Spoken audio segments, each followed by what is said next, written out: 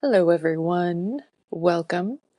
I was just looking back at some of the screenshots I took this week of my posts from 10 years ago.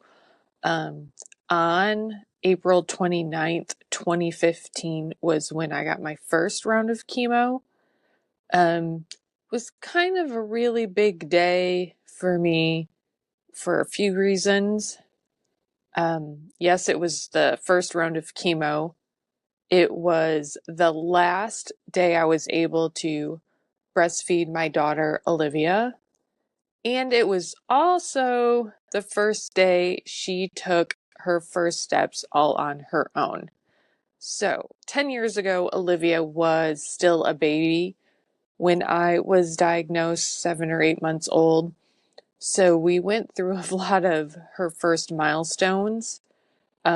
On her very first birthday, I was actually sitting in a chemo chair. So that'll be really emotional to talk about. Um, but I can remember the morning of this first round of chemo and the last time I was able to nurse her. Um, as every mother knows, it's a really sort of special bond you have with your child. And for those of us who are lucky to breastfeed and to do it for, you know, as long as we're able to, is great.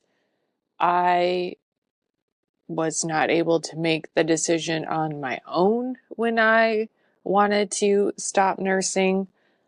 Unfortunately, that decision was made as soon as I agreed to take the chemo, which also saved my life. So I can remember getting her out of her crib in the morning and just sitting in the rocker in the corner of her room and just holding her and feeding her and crying because it was so unfair of what was happening. And it was really hard because we had been trying to get her to take a bottle.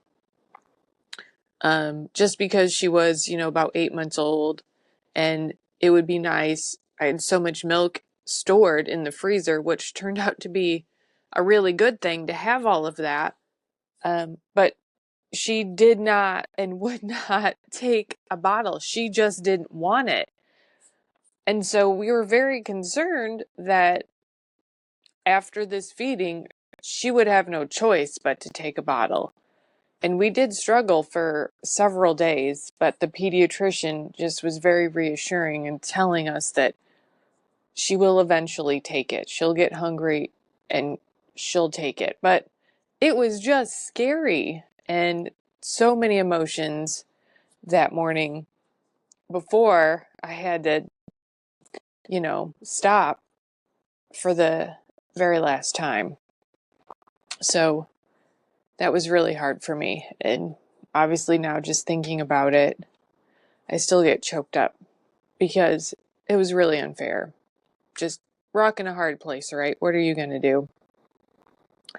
But luckily, she doesn't remember any of that. And it's also the day she took her first steps on her own. So that is kind of the bright light of the day. Then I went to my very first chemo appointment. My wonderful sister went with me. I did follow the instructions I was given because I was wearing a port. They asked that it be accessible, a V-neck shirt, zip-ups, so that they could get to it.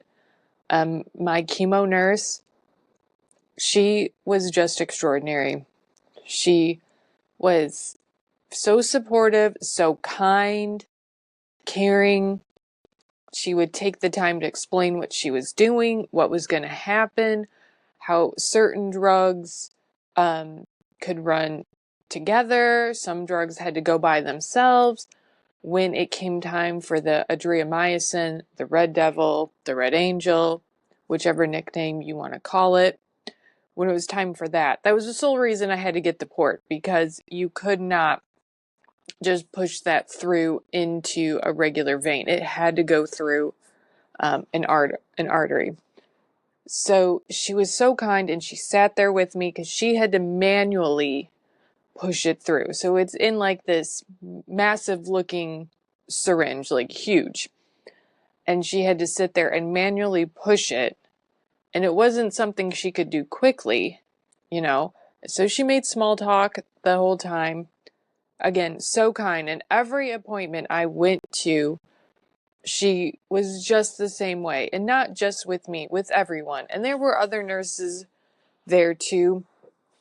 Everyone was always just so nice. And enough cannot be said for those ladies. It made those days, those hours, because you're there so long, a little bit more bearable, right? So if you're a nurse out there, you are doing such hard work and it's so appreciated. You don't even know. So that appointment, probably took all day. And the adriamycin, I just wrote one of the things that stuck out in my head, and it's a good thing that they told me, because it is red, hence its nickname, the Red Devil, it makes you pee red. It would have been really concerning had I not known that. So I'm so glad that she gave me the heads up. So that's a little funny. I can laugh about that now.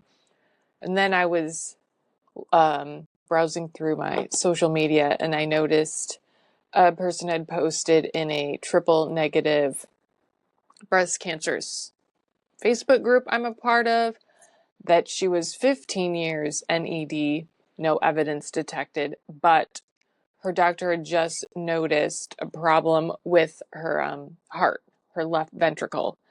That is a potential side effect from the adriamycin from the Red Devil. It's something that I'm aware of. It's something that lives in the back of my mind because I don't really know if I have any heart damage. I totally could, and I just don't know it right now. So I guess if I ever need to get a CT scan for whatever reason, we'll take extra care to check that. So that's a side effect that maybe not a lot of people are aware of, and it's one you can't see. So obviously it's a concern of mine. Moving on, this week I was back at my oncologist office. Finally did get the results in from my expanded genetics mutation testing. Didn't have to have any blood work done this time, so there was no passing out on my part, which we all appreciate. 76 genes were tested, 0 mutations were found. So yay for that. My doctor did very matter-of-factly point out that that does not mean I don't have a predisposition for cancer. It just means it's not one of those 76 genes. So upside, downside. There you have it. It's not one of those 76. That's great news. Doesn't mean I don't have a predisposition for it. And fortunately, unfortunately, they are detecting new mutations every day. Hello, Bentley. My dog Benny just came in. Hi, honey.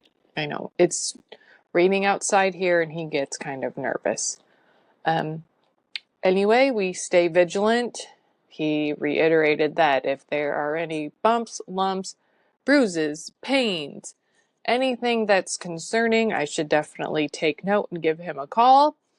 The fun part is this something, is it due to age?